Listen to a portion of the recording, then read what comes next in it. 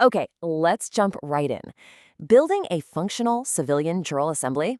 It's a lot like putting together a massive, highly complex puzzle. It requires precise, step-by-step architecture. Now, since you already understand the basics of grand juries and due process, this explainer is going to focus squarely on the blueprints, building everything from the ground up.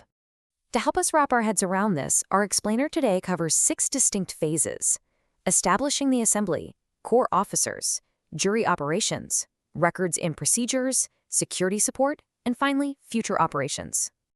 All right, let's start with phase one, establishing the assembly. This is where we lay the absolute foundation. So how does this actually kick off?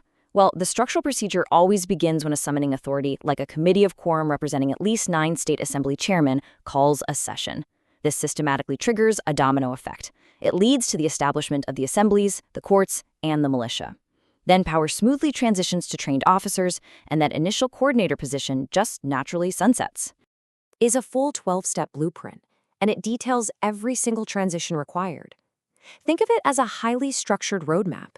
You see exactly how volunteers step forward, go through the vetting process, and literally build the framework piece by piece until the whole assembly process is complete. Now, to really grasp the jurisdiction being built here, we have to look at a pretty stark contrast. The source materials draw a very explicit line. On one side, you have the restoration of public law and public courts, invoking precedents like Ex parte Milligan.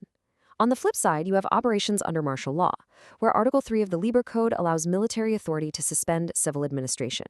The Jural Assembly literally exists to reverse that suspension and reinstate true civilian governance.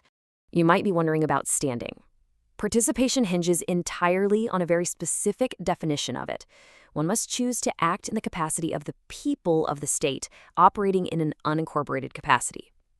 Acting as a state citizen versus a U.S. citizen, the sources define those as mutually exclusive here, simply because these states do not allow for dual citizenship. Moving right along to phase 2, core officers and committees. This is all about delegating the heavy lifting. A functional assembly absolutely has to delegate its immense workload, right? They do this across specialized standing committees. For instance, the Court Venue Committee negotiates the use of public buildings. The Law Education Committee handles all the training. The Jury Pool Committee manages the logistics of caring for jurors, and the International Business Committee tackles global issues on behalf of the Assembly. One of the most visible core officers in this whole setup is the meeting moderator. But here's the kicker. They are entirely neutral. They are not the boss. Their sole job is to open, close, and guide the agenda to ensure that every single voice is actually heard.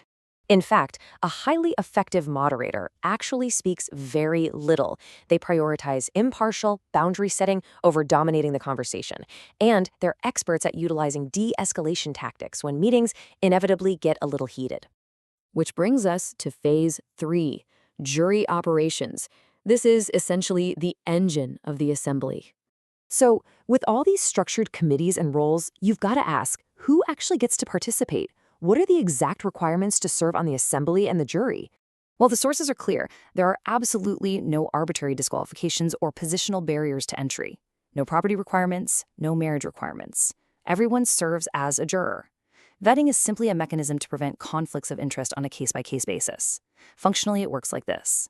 While both state nationals and state citizens handle in-state issues, only state citizens hear international matters. Let's dive into phase 4, records, evidence, and procedures. Because every assembly needs an airtight administrative backbone. Working right alongside the elected secretary, you have the record keeper.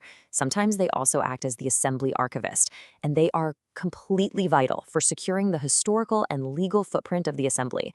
Their seal and stamp literally represent the integrity of the entire process. They use a brilliant dual archiving system which provides a necessary fail-safe. Every status correction, every meeting minute, every piece of evidence. It's all redundantly backed up. County-level record keepers maintain the local files, while state record keepers hold a duplicate copy from all those counties. This 2-copy protocol ensures the public record remains incredibly secure, but also fully accessible. Next up, phase 5, peacekeeping and security support. Because, let's face it, these assemblies need to be safe.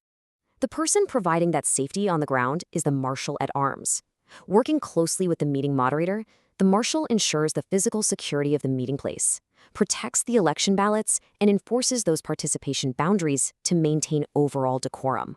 Beyond the meeting room, the Assembly Militia provides much broader security and relief support, like coordinating state-level deployments and even interstate rescues.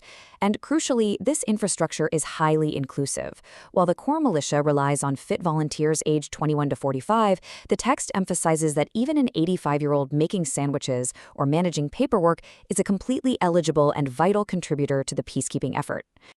Finally, we reach Phase 6, Sustainability and Future Operations. How does this whole system survive long-term? To prevent the whole thing from collapsing inward, there is a fiercely defended rule. Elected officers must be viewed merely as functionaries. They just have a job to do. They possess no special authority over the rights of individual members. They don't magically become rulers, and they don't get to arbitrarily disqualify people just because they won an election. Their authority is strictly functional, never ever positional. So, step by step, the bigger picture really comes into focus. By maintaining accurate records, establishing neutral courts, training participants, and explicitly rejecting positional authority, the people are able to rebuild the foundational pillars of government, literally from the soil up. Ultimately, what you should take away from this explainer is exactly this. A functional Jural assembly requires organization, trained participants, accurate records, and a commitment to due process and public justice. But once those foundational pillars are finally restored and the system is standing, are the people truly ready to bear the immense weight of self-governance?